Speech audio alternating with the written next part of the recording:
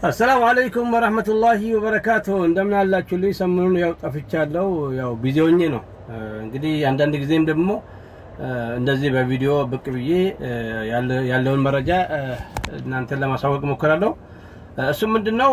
ውክልናን በተመለከተ ነው ውክልናን በተመለከተ አሁን ላይ እንደ ከዚህ ቀደም አይደለም አሰራሩ ተቀይሯል እሱ ምንድነው በኦንላይን ሆኗል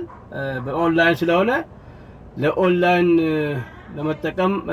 ምን እንደሚያስፈልጋችሁ አሁን ዘረዘራችኋለሁ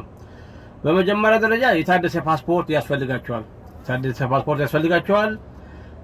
እንደውም ደግሞ ኢሜል ወይም ጂሜል መክፈት አለባችሁ ካላችሁም ደግሞ ፓስወርዱን የምታውቁት መሆን አለበት ፓስወርዱን ማወቅ አለባችሁ ሌላው ክፍያው በባንክ ነው አሁን እንደከዚህ ቀደም ካሽ አይደለም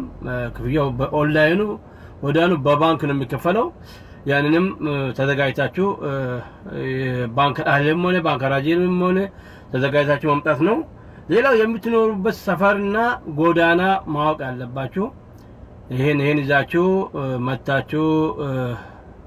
ማሰራት ትችላላችሁ በዚህ አጋጣሚ ጥሩ ነው ያው እንግዲህ ለጊዜው አዲስም ቢሆን አንዳንድ ነገሮች የቀረፈልን ነው ለምሳሌ አሰርተን ወደ ሀገር ለመላክ ድሮ ሰው ፈልገን ነበር አሁን ላይ ግን ቀጥታ ኦንላይን ነው የሚሄደው በቃ አሪፍ ነው በአንድ በኩል ይሄንን ቀንሶልናል ማለት ነው ሰው ፈልገን መላኩ ምናምኑ እንደገና ደግሞ አገር ቤትም ሄዶ ውጭ ጉዳይ ተስዲቅ ምናምን ማረጋገጥ የሚባል ነገር እሱን ቀንሶልናልና ጥሩ ነው ኢንሻአላህ በተረፈ ይሄን ነገር ለሰው ሼር አድርጎ ሰው ይሄን አውቆ